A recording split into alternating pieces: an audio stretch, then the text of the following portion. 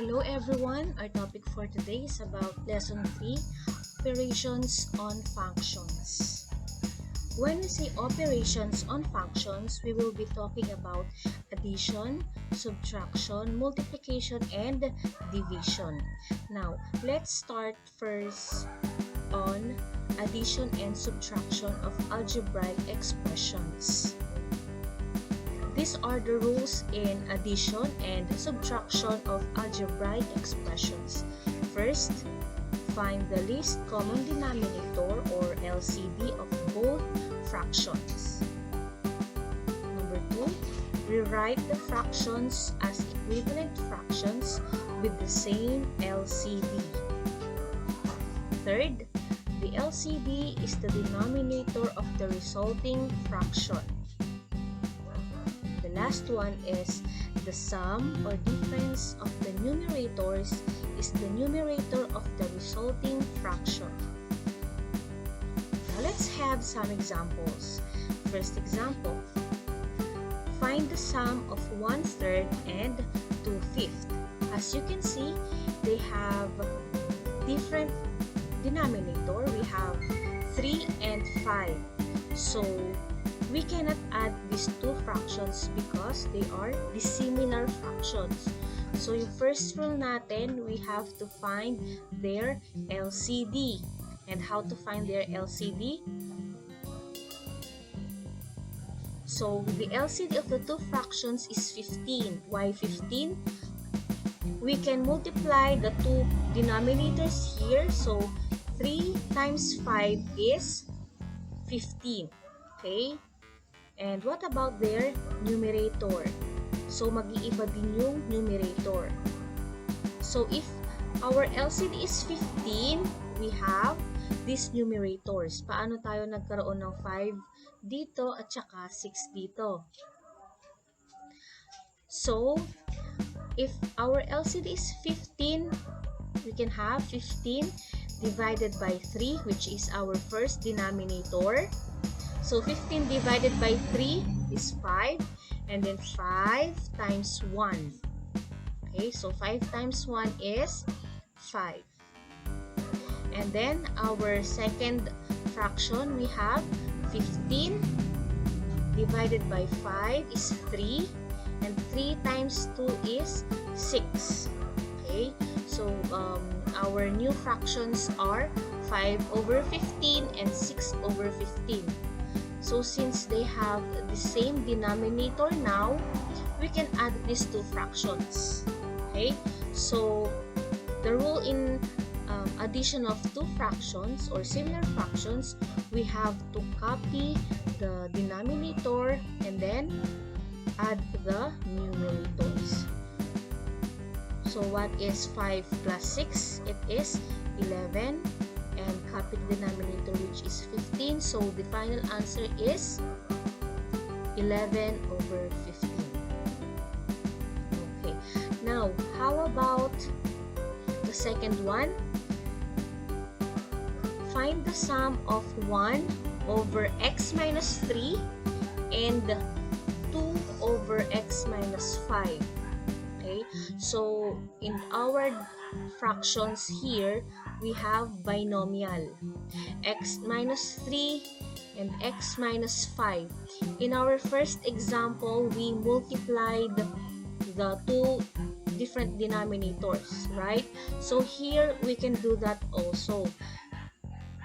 So the LCD here is this trinomial. Paano tayo nagkaroon ng sagot na ganito? We multiplied the two denominators. So we have x minus 3 times the quantity of x minus 5. Okay? And if we're going to expand this using FOIL method, we can have x squared minus 8x plus 15. How about their numerator? Let's have the solution. So, this is our denominator, okay? How did we come up with this numerator? So, of course, if we're going to divide this LCD divided by this original denominator, the result is x minus 5, which is the other denominator. Did you see the pattern? Okay, times 1. Okay, so this is the numerator. Plus, okay, this fraction. How did we come up with this numerator? Okay, so ito, i-divide mo dito. Pag ito, dinivide mo dito sa pangalawa, ang sagot yung una. Okay? Tapos yung una, i-multiply mo dun sa isang numerator ng pangalawa. So we have 2 times x minus 3. Okay? Now, to add this or to have the simplified form of this, we have to distribute 2x and negative 5. Okay? So, 2 times x is 2x and 2 times negative 3 is negative x. So, we have this one. Saan galing yung x minus 5? Dito sa una. Saan galing itong 2x minus 6? Dito sa pangalawa. And then, we just copied the numerator. Okay? Is this the final answer? Not yet.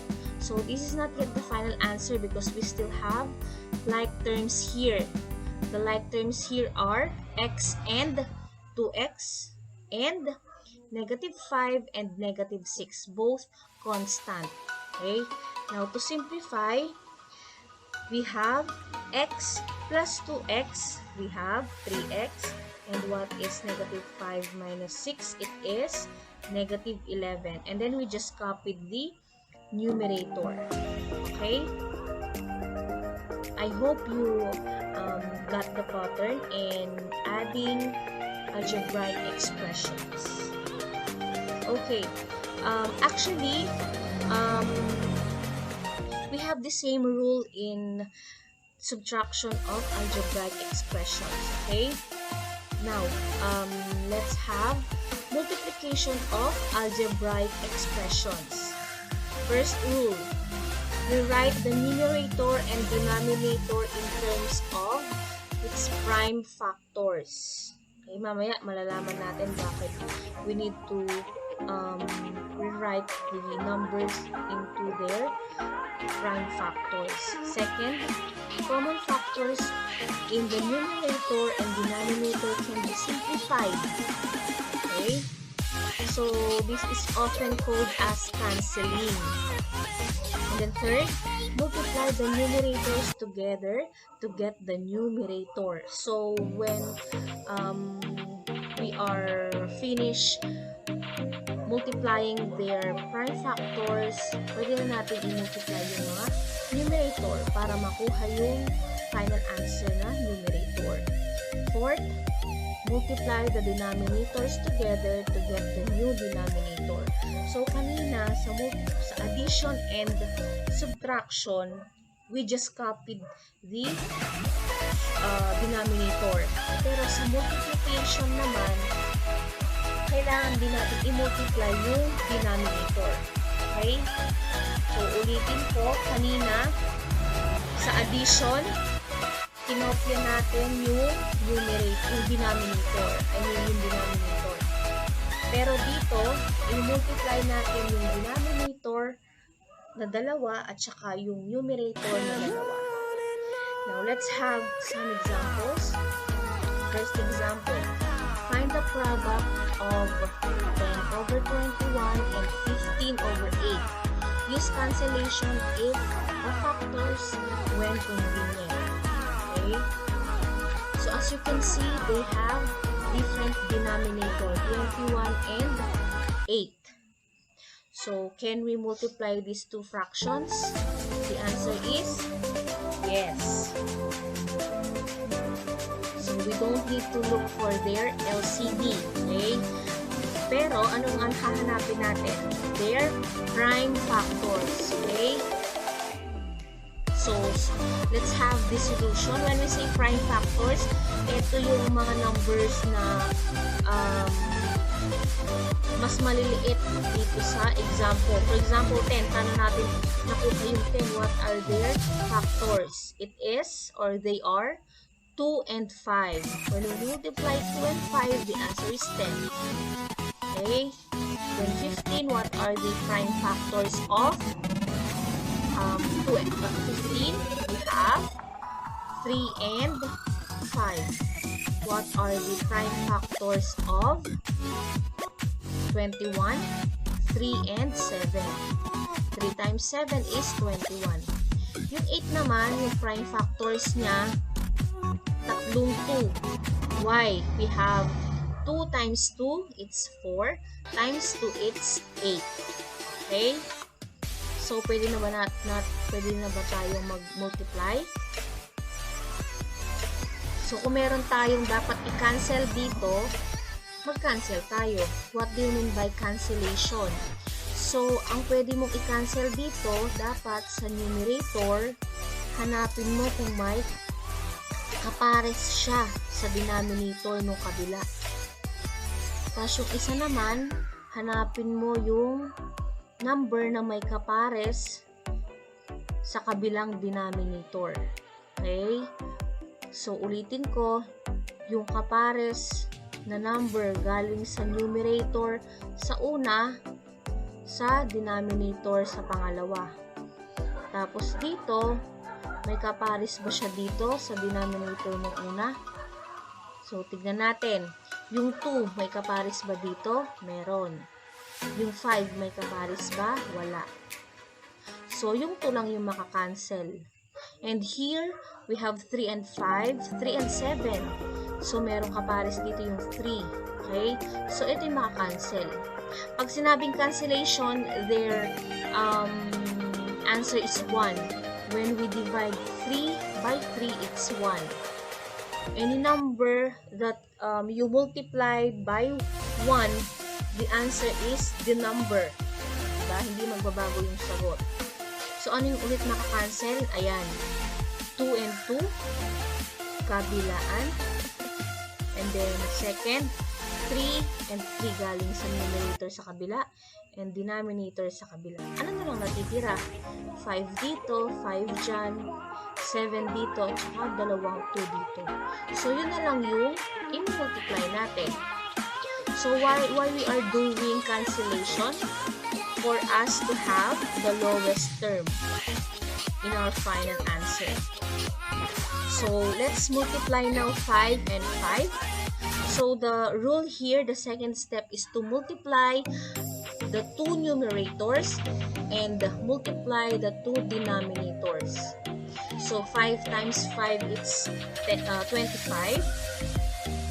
And 7 times 2 times 2, it's 28. Okay? So, this is now the final answer. Let's have the other solution or example. Or before we go to the second solution, I mean example, let's take a look at this again. Let's reflect in this example. Okay, now let's proceed to our second example. Find the product of this fraction and this one. Okay, so what's our first step? We have to look for their prime factors. Okay, so let's factor out these trinomials. Okay, let's start off with this one. What's the factor of this trinomial? Okay, ayan, medyo mahaba. Kailangan lang hanapin yung factors ng bawat expressions here or trinomial. Okay? Minsan binomial siya, pero kapag polynomial, hanapin nyo lang yung factors niya. Okay? So, x squared minus 4x minus 5. Okay? Factors are x plus 1 and x plus 5. If you're going to use FOIL method for these two binomials, the answer will be this trinomial. Okay? Tapos ito sa denominator, ito naman siya. Etong numerator, eto naman siya. Itong buo. And then, this denominator, galing siya dito. Okay? Why do we need to look for their factors? For us to do the cancellation. Okay? Okay, so take a look at these factors. May mga kapares ba? So, let's look for this numerator first. And then here, x plus 1. May x plus 1 ba dito? Wala. X minus 5. May x minus 5 ba dito? Meron. So, makakancel to at saka to. Matitira ito and this one. How about here? X minus 2. May x minus 2 ba dito? Yes, meron. So, makakancel to at saka to because they are equivalent to 1. And x minus 1 matitira tsaka to. Okay? So, magiging ganyan. X minus 5 cancel out. And x minus 2 sa kabila, x minus 2 rin cancel out. So, yung mga natirang mga binomials, sila yung i-multiply natin. Okay? So, ayan sila. So, let's multiply the two numerators. Okay, ayan na. Ayan na sila. So, we have x plus 1 times the quantity x minus 3 all over x minus 1 times the quantity x plus 2. So, using the FOIL method, we can have the final answer. X plus or x times x and then x times negative 3 1 times x 1 times negative 3. Ganun din sa kabila. Okay? So, ayan ang final answer. So, x square galing din sa x times x and then 1 times negative 3. Okay, yan, negative 3 which is our constant. Saan galing yung middle term or second term? So, we have x times negative 3, it's negative 3x plus ito, 1 times x, it's x, right? So, what is negative 3 plus, or I mean negative 3x plus x, it's negative 3. Okay, and then the same process dito sa ating denominator, just use FOIL method, and the answer is this one. Okay, so this is the final answer. Lowest term na yan because we already did the cancellation method here. Okay? Okay. Let's have the division of algebraic expressions. So, in division of algebraic expressions, we have different rules. First rule, or we only have one rule here. To divide the fractions or rational expressions, multiply the dividend with the reciprocal of the divisor. So, we have division. Why do we need to multiply? Okay? So, the rule is we do not divide.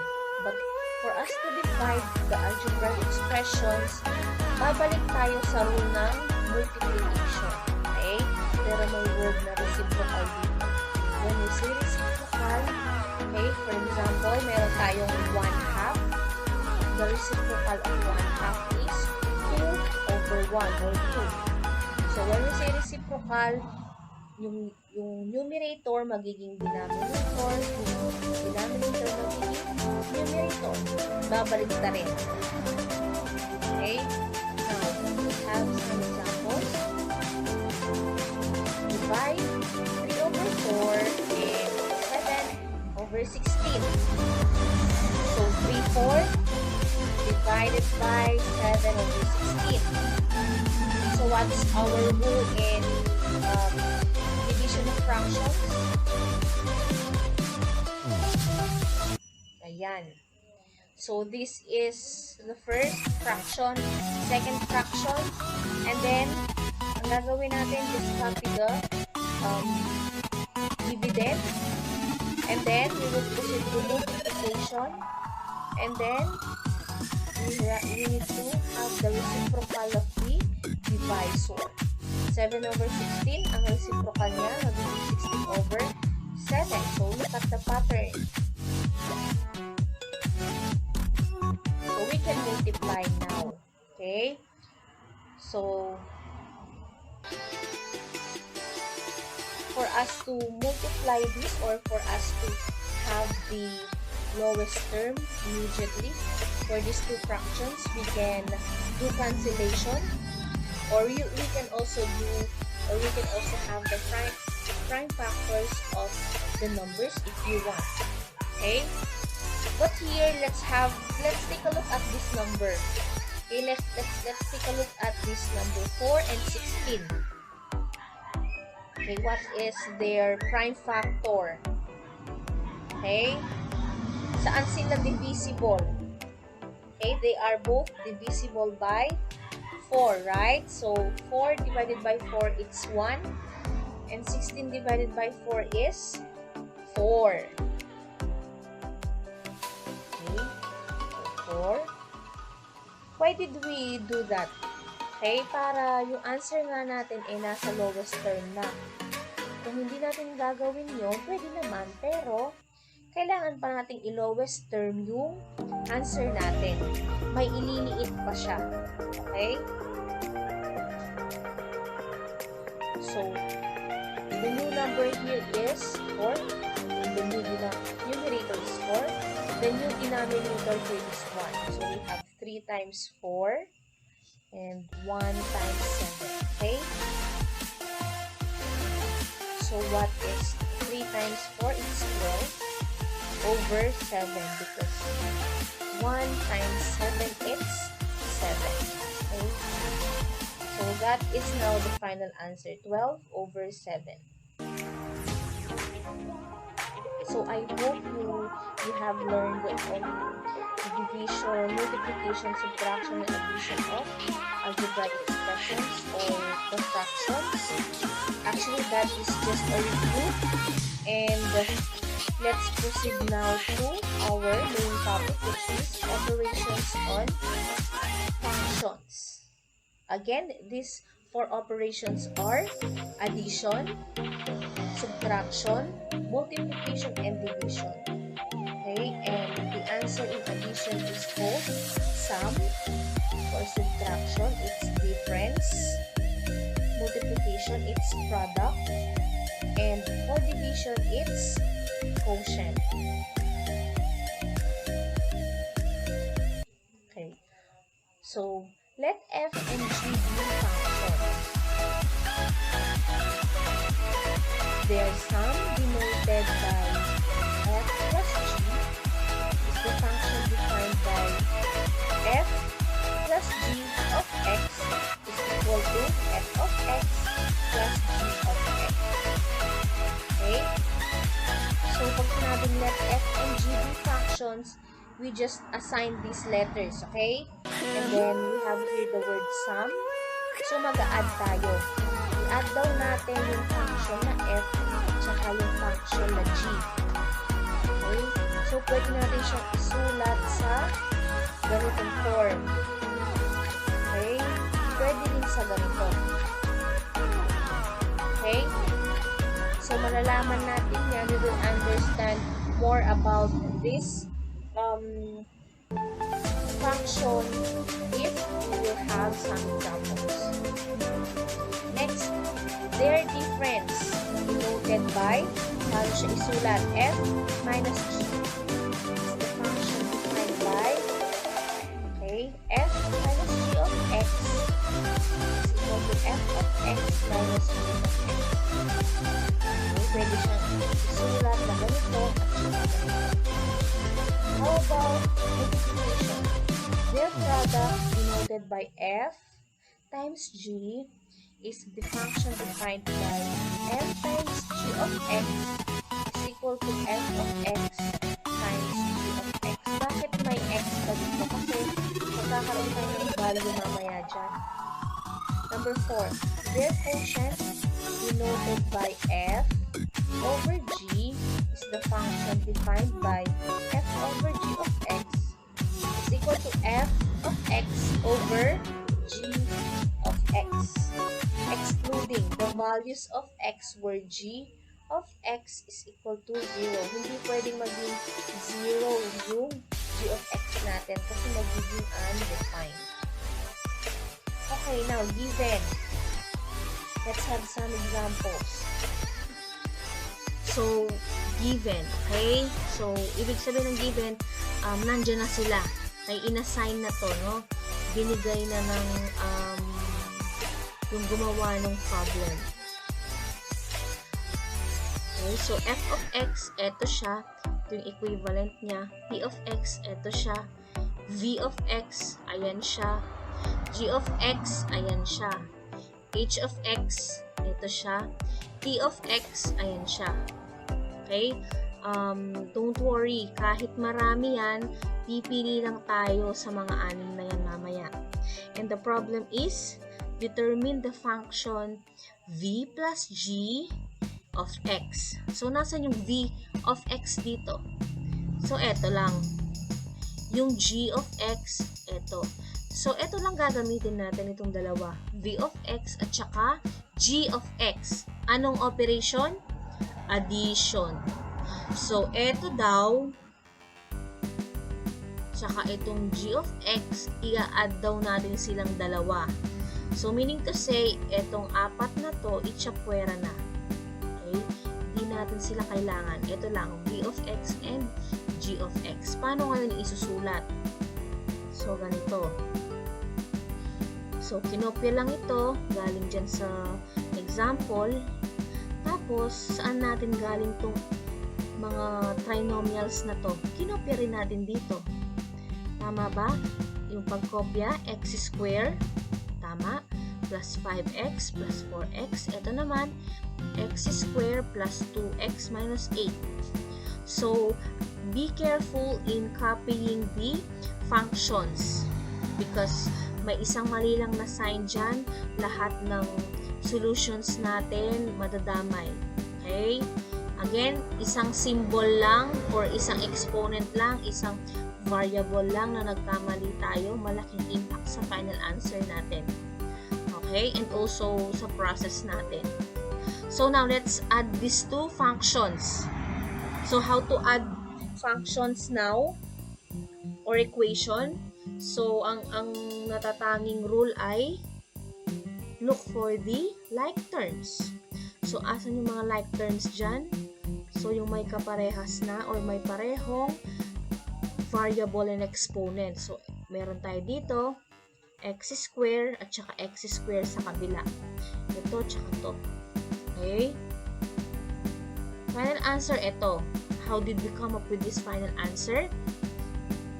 Ayan. Saan galing yung 2x square? Ayan. Okay? First term. Now, second term, saan galing? Sa second terms din. 5x at saka 2x. Since they have the same sign, just add. Yung constant, of course, galing din sa constant. So, how did we come up with negative 4? 4 minus 8. So, they don't have the same sign. So, we will subtract them and then follow the sign of the bigger number. So, this is now the final answer. 2x squared plus 7x minus 4. So, ayun. If we're going to add v of x and g of x, ito yung magiging sagot. Okay? Now, before we proceed to our next example, let's reflect first in this example.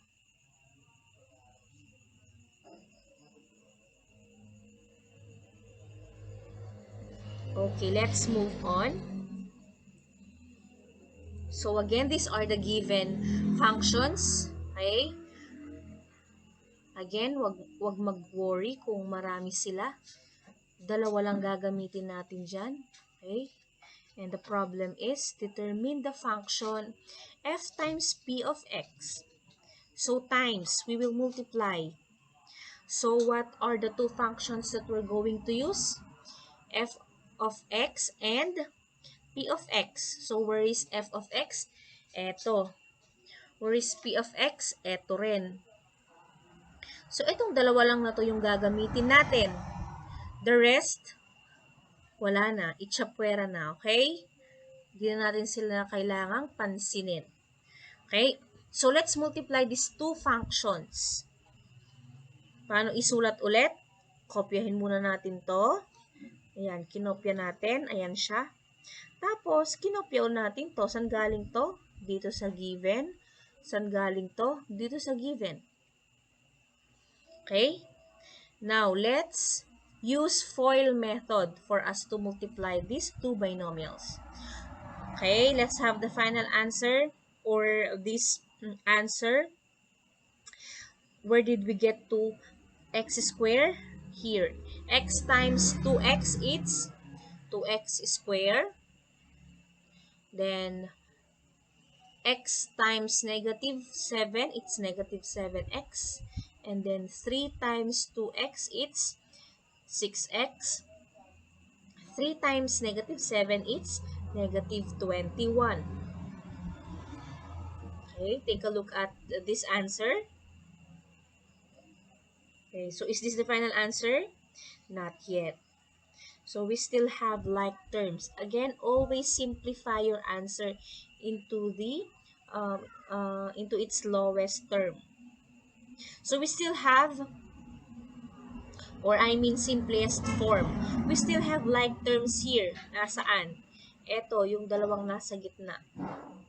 So, kung itong dalawang nasa gitna, edi kopyahin lang natin yung una tsaka pangalawa or last one.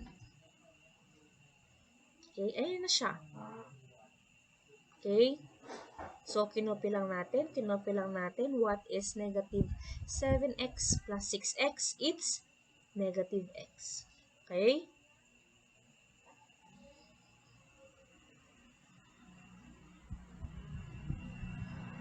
Okay. So, next one, we have this given functions. Two functions here. Dito, dalawa lang yung given. So, malamang sila yung gagamitin natin. And the problem is, determine the function f plus h of x. So, itong dalawa, ipag-a-add natin. Paano yung solution natin dito? Okay? So, una, kopyahin lang natin ito. Ayan, kinopya lang natin. Tapos, equal sign, ito. Because in functions or in our equation, meron tayong value sa right side, I mean left side, meron din tayong value sa right side. Kaya ito, galing dito. Ito naman, galing dito. Now, let's add these two functions. Let's go back to our rule in addition of algebraic expressions. Do they have the same denominator? Wala pa. So, paano natin nahanapin yung denominator nila or yung LCD? Okay? Since the denominator of this first function is 1 and the second function is 2 minus x. Okay, madali na lang yan. Okay, let's multiply them. 1 times times this binomial. The answer is 2 minus x. Okay? Ayan siya.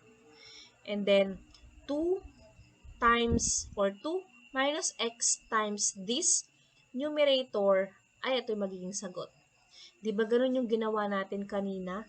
Kaninang naghanap tayo ng LCD. Nag-divide tayo and then minultiply natin sa original numerator. So, ayan na siya. Kasi, kung i-simplify din natin to, babalik rin tayo sa ganitong sagot. Bakit? If we're going to cancel this out, ito lang yung matitira. Di ba? Okay. So, since the LCD is 2 minus x, mag-i-stay to. So, kokopyahin lang. X plus 7 over 2 minus x. Now, let's simplify. So, in this function or equation, all we have to do is to simplify the numerator. So, here, let's use FOIL method. Okay? So, if we do the FOIL method, 2 times x, it's 2x. And then, 2 times 3, it's 6. Then, negative x times x, it's negative x squared. Then, negative x times 3, it's negative 3x. And then, copy this one. X and positive 7. Then, just copy the LCD. And then, the question is, do we have like terms? Ganun lagi yung question. Okay, do we have like terms? Meron. Okay? Eto siya. Or eto sila. 2x, negative 3x, and x. Because they have x na variable and 1, yung exponent ng x. So, sila yung pagsasamahin natin. So, pagsamahin na natin sila. What is 2x minus 3x? It's negative x. So, negative x plus x, it's 0. So, maka-cancel out. Wala nang matitira. Okay? So, ulitin ko, sa tatlong to, wala nang matitira. So, ano na lang ang numerator or terms sa numerator na natira? Etong 6, negative 2, or negative x squared, tsaka 7. Okay? So, kung natitira yan, kung matitira sila, ano pa yung like terms natin? Okay? So, we still have like terms here. We have two constants. Okay? We have 6 here, positive 6 and positive 7. So, 6 plus 7, it's 13. Okay? So, ayan siya. Positive 13. Saan galing yung negative x square? Dito. Okay? But, the rule here is, um, we must not have negative in our first term. Okay? Actually, negative na yung sagot dito para sa buong fraction. Okay? Or function. Okay? Kailangan gawin natin siyang positive for our standard form. Okay? For us to make this positive, okay, let's multiply this whole equation by negative. Okay? So, negative times negative, magiging positive. Ito naman, negative times positive equals negative. Tapos, mag-iiba din yung ating denominator. So, magiging ganyan. Okay? So, pinalitan lang natin yung mga sign natin or yung mga symbol natin sa bawat term. So, I want you to reflect in this example again for you to understand the solution further.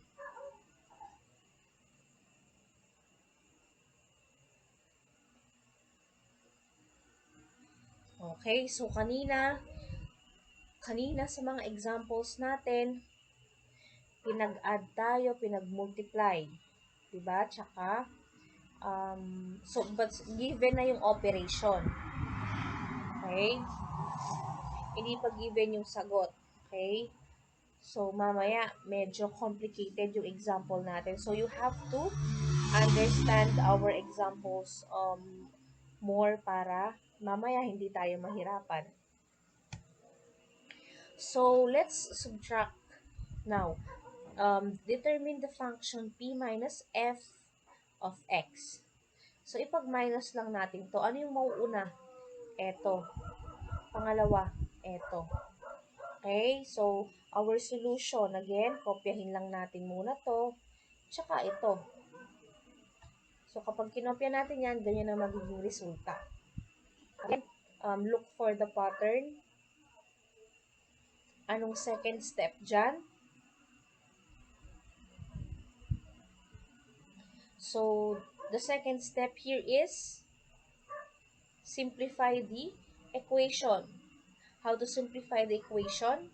Meron tayong tinatawag na PEMDAS, diba?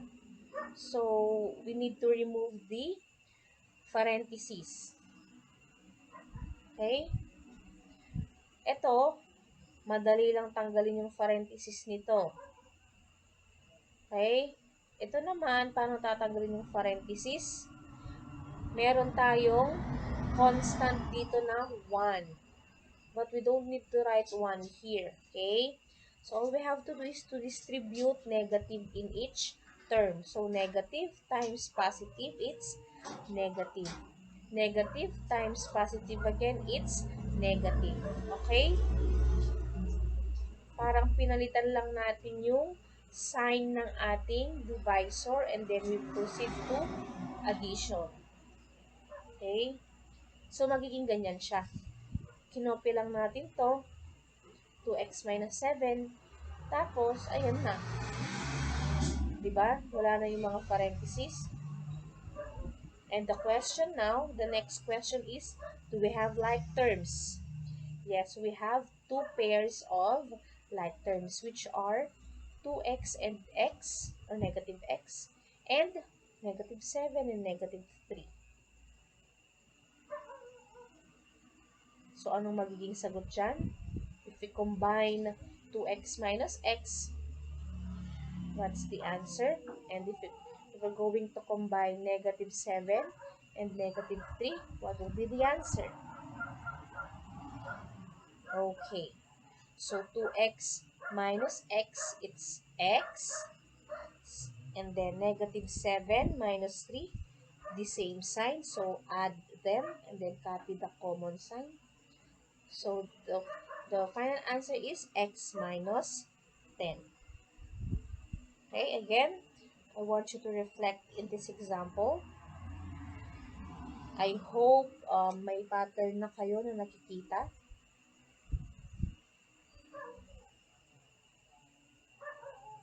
Okay, now let's proceed. Given, we have two given functions.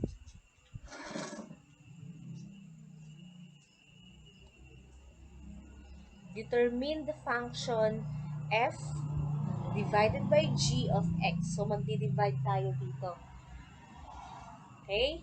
So, ito, i-divide natin dito. So, this is the dividend. Ito yung divisor. Anong magiging itsura? Anong solution natin? Ganyan siya. Again, saan galing to? Kinopya natin dito. And then ito siya. Tapos ito rin siya. So, what is our rule in division of function again? So, let's factor out these two trinomials. Baka meron tayong mga pwedeng i-cancel. Okay? So, anong factor ng numerator? Anong factor ng denominator?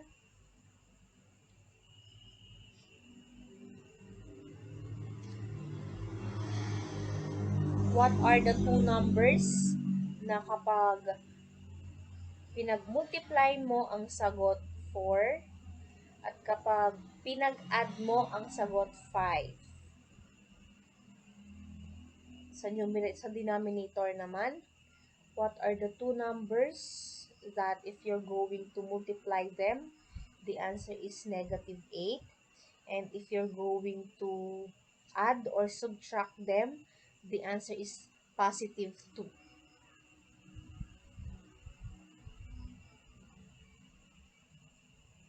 Okay, so sa ating numerator, we have 4 and 1, di ba? Positive 4 tsaka positive 1. Tama? 4 times 1, it's 4. 4 plus 1, it's 5. Which is our middle term, 5x. And then dito naman, negative 8. Tapos, Pag pinag-add mo sila or subtract, ang sagot positive 2.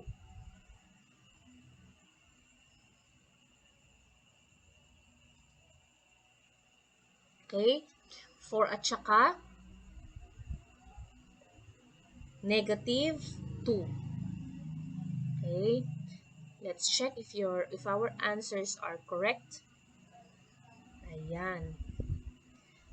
So, eto na siya. May magkapares ba na binomial? Kung meron, sila yung i-cancel natin because they are equal to 1.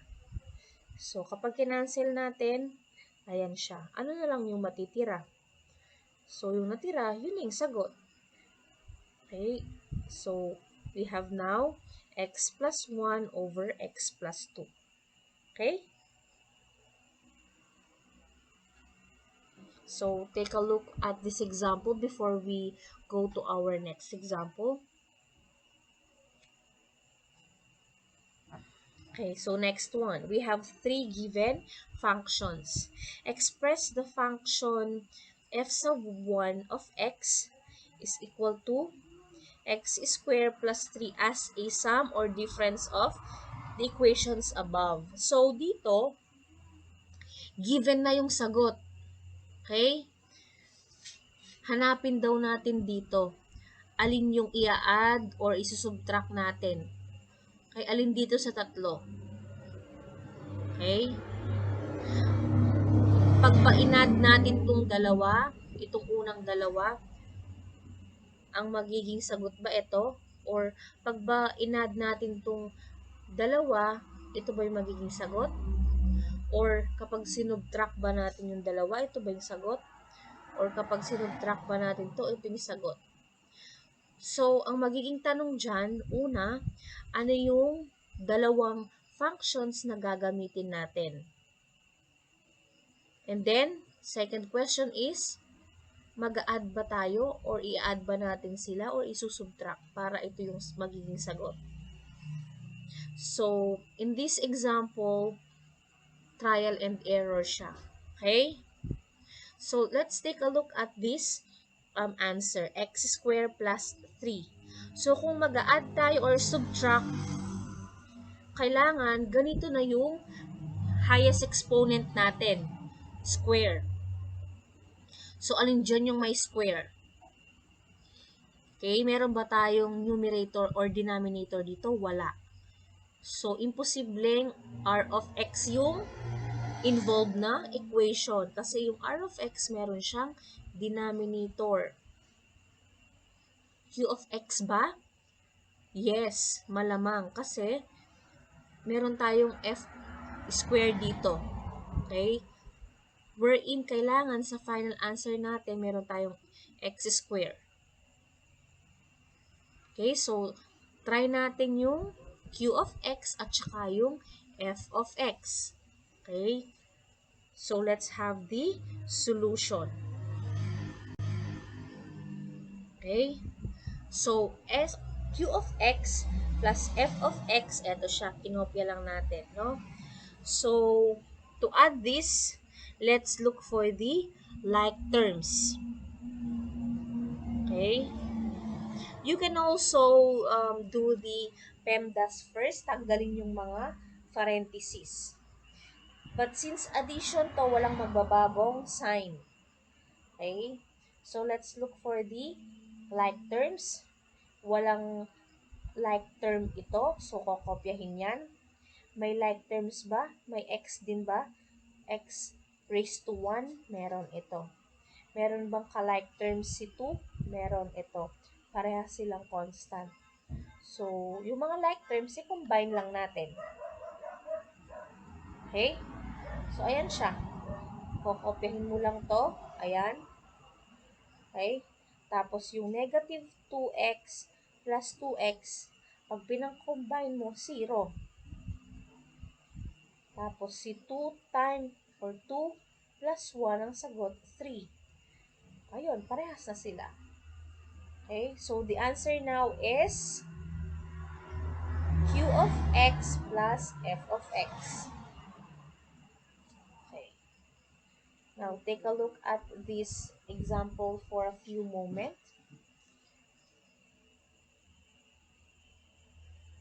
Anyway, you can pause this video for you to be able to look at the process.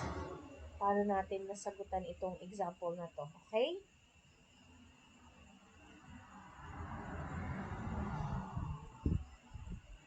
Okay, now given. We have three given functions again.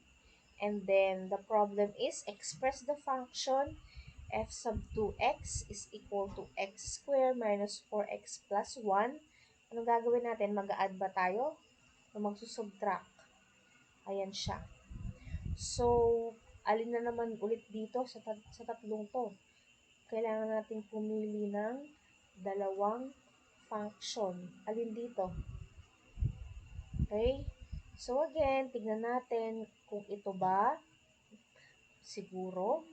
Ito ba siguro din kasi f of x or I mean x square. Ang final answer, may x square din.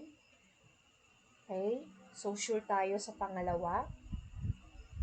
Okay? Sa last naman,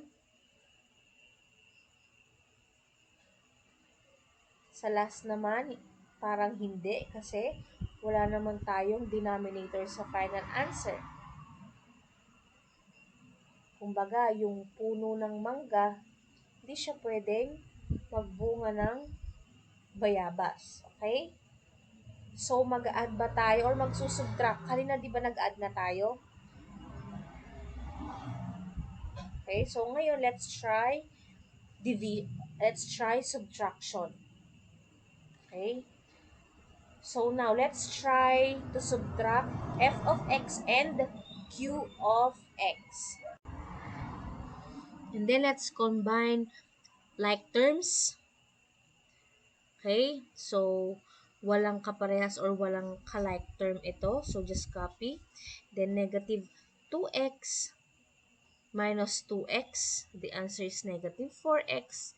And then positive 2 minus 1, it's positive 1. So, nag-match ba yung ating sagot dito? So, the answer is yes. So, meaning, the answer is q of x minus f of x.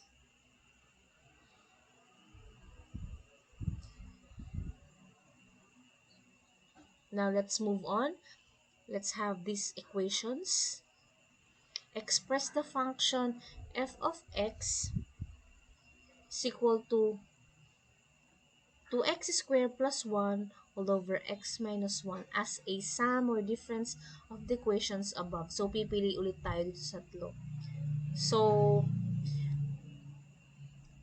one of our equations will be r of x because we have this denominator, x minus 1. We have x minus 1. And the question is, alin yung ipapares natin dito? Is it f of x or q of x? Again, it will be trial and error. But here,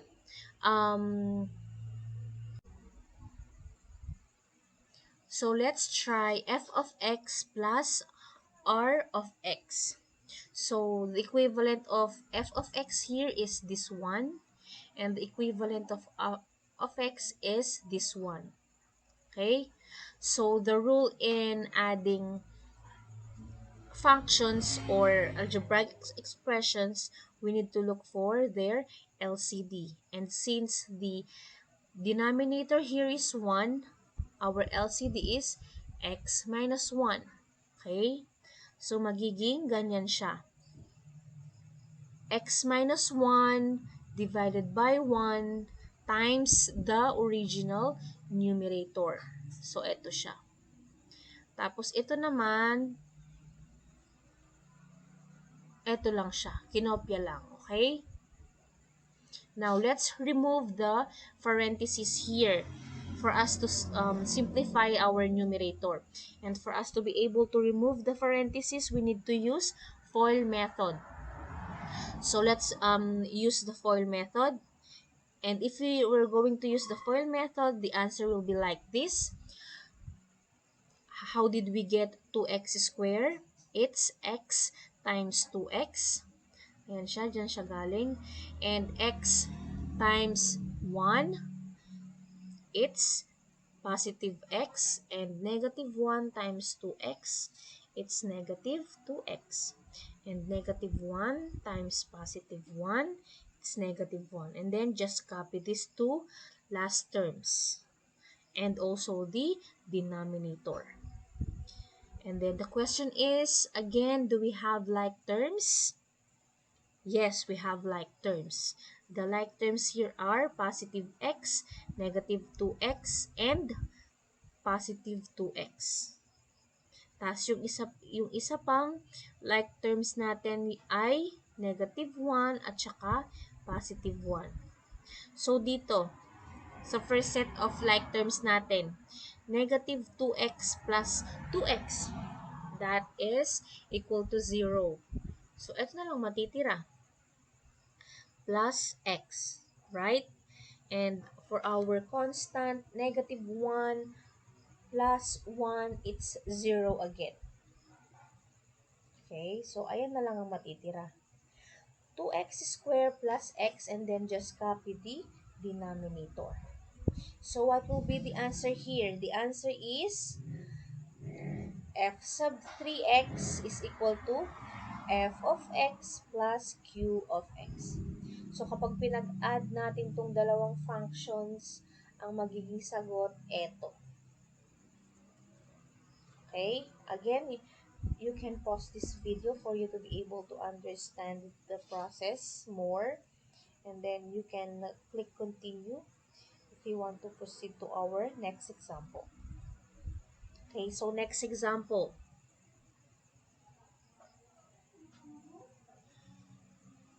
So, meron na tayong sagot. Eto. Hanapin na lang natin yung functions na kailangan natin gamitin dito sa tatlo. So, ang haba, 1, 2, 3, 4. Okay, so alin dito ang gagamitin natin? So, take note, our highest exponent here is 3. So, anong gagamitin natin? Mag-multiply ba tayo or mag-divide? Diba sa division, nadadagdagan yung value ng ating exponent? So, we're going to multiply here. And the question is, aling equation ang i-multiply natin? R of x, we don't need this denominator kasi wala siya dito. So, x na yung pangatlo. So, malamang itong dalawa.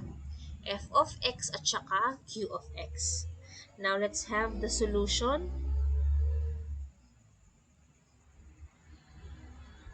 Okay? So, correction, this is f. Okay? So, f of x times q of x. Ayan siya. Kinopya lang natin. Okay? Galing dito sa taas. So, let's have the FOIL method, or let's distribute this binomial to each term of this trinomial. Okay? So, ayan siya. So, see? We have here, yung sa una pa lang, we have 3 here as the exponent. So, ito siya. Okay? So, ang ginawa lang natin dito, yung 2x, dinistribute natin dito sa tatlo. Pag sinabing distribute, i-multiply. Yung 1 din dito, i-distribute natin sa tatlong terms. I-multiply natin. Okay? Ito yung magiging sagot. Now, using your paper and ball pen, the next step here is to combine the like terms. Like terms here are yung may parehas na may x na may square, which are negative 4x squared tsaka positive x squared. Yung isang like terms din dito, ito siya, yung 4x at saka negative 2x. Okay, so what is your answer? Okay, so saan galing itong first term? Dito, kinopya lang natin. Saan galing yung second term? Dito, which is the answer from negative 4x squared plus x squared. And then ito, 4x minus 2x. The answer is 2x. And then just copy the constant kasi wala siyang ka-like term. What is our answer now? So, g sub 1 of x is equal to f of x times q of x. Okay? So, ibig sabihin, dito sa problem na to, etong dalawa yung ginamit natin at nag-multiply tayo. Next. So, again, we have three given functions. So, eto na naman, hanapin natin yung gagamitin natin dito. Kailangan natin ng dalawa. Kailangan natin pumili. Kailangan ito yung magiging sagot. So, take a look at this. Kanina, g of x, nag-multiply tayo. Sa tingin nyo, are we going to multiply here or divide? Okay?